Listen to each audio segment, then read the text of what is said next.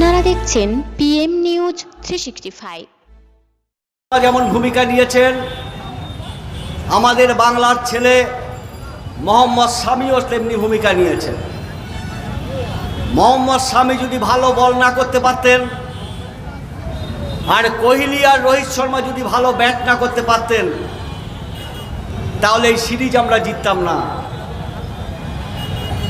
আমাদের দেশে নবাব পাতাউতি প্রথম ক্যাপ্টেন ছিলেন ক্রিকেটের, তার সঙ্গে ছিলেন ফারুক ইঞ্জিনিয়ার উইকেট কিপার, সবাই জানেন। এই ফারুক ইঞ্জিনিয়ার আর পাতাউতির জুটি প্রথম ভারতবর্ষকে ক্রিকেটের মহান আসনে বসিয়েছিল। সানিয়া মির্জা, পাকিস্তানে তার বিয়ে হয়েছে, এখনও তিনি ভারতীয় নাগরিক।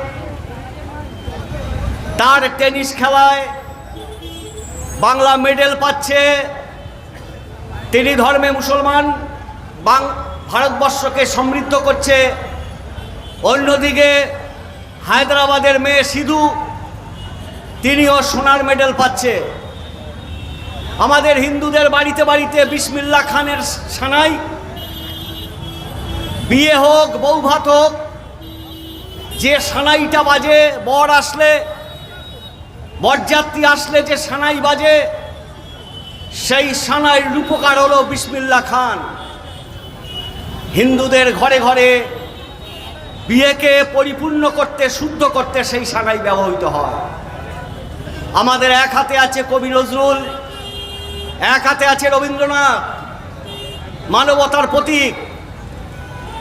আমাদের দেশে যেমন লড়াই করেছে আশরাফ আলী খান, লড়াই করেছে সানাউল্লাহ, জেল খেটেছেন স্বাধীনতা সংগ্রামে, লড়াই করেছেন শেখ আবদুল্লাহ, বাংলাদেশের পাকিস্তান হানাদারের বিরুদ্ধে লড়াই করেছেন শেখ মুজিবুর রহমান।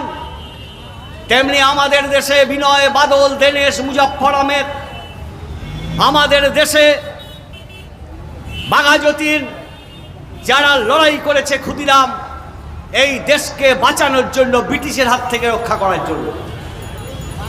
আমাদের দেশ একটা মহান দেশ। এই মহান দেশে আরব থেকে সুফিরা এসছেন।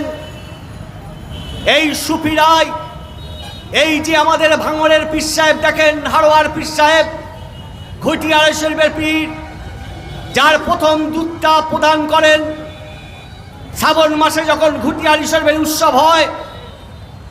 চৌধুরী পরিবার, আমাদের বারুইপুরের যারা রাজা জমিদার, তারাই প্রথম দুধটা দেন সেখানে। আমাদের যে হারোয়ায় ঘোষ পরিবাররা সেখানে দেন। এই আমাদের ভাঙড় মেলাকে কেন্দ্র করে হিন্দু মুসলমান একসঙ্গে সমবেত হন, কারণ এই পীর বাবা ছিলেন এখানকার আপমর জনসাধারণের চিকিৎসক, শিক্ষাদাতা। এখানে বিভিন্ন মত আছে, ধারা এসছে। এখানে চৈতন্যদেব, ভারত পশ্চিমবাংলায় চৈতন্যদেব, হিন্দু ধর্মের ভিতরে যে বিভেদ ছিল, চৈতন্যদেব একেবারে নবদ্বীপ থেকে পুরী পর্যন্ত সমুদ্রের ধার ধরে জগাই মাধাইকেও হিন্দু ধর্মে নিতে হবে, তিনিও ব্রাহ্মণ্যত্ব বিরুদ্ধে লড়াই করেছেন। এই রাজ্যে, যে রাজ্যে চৈতন্যদেব আছে, রবীন্দ্রনাথ আছে, নজরুল আছে, বিজেপির অমিত শাহ, বিজেপির দলীপ ঘোষ চেষ্টা করলেও বাংলায় হিন্দু মুসলমানের ঐক্যকে ভাঙতে পারবে না।